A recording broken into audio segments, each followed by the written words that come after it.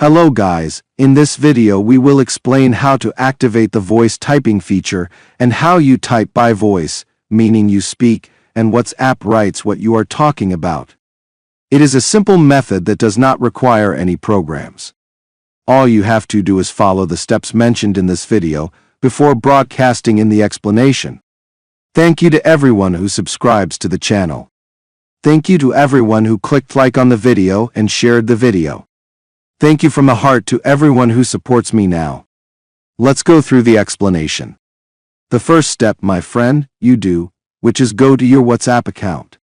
Then click on the three small dots that are above here. Then click on the sound settings. Then click here.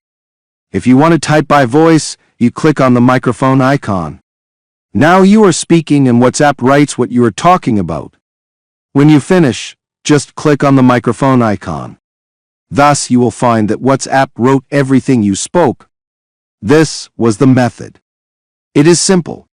I hope it works with you. For any inquiries, any problems or any suggestions, write them in the comments and we will meet in an upcoming video, God willing.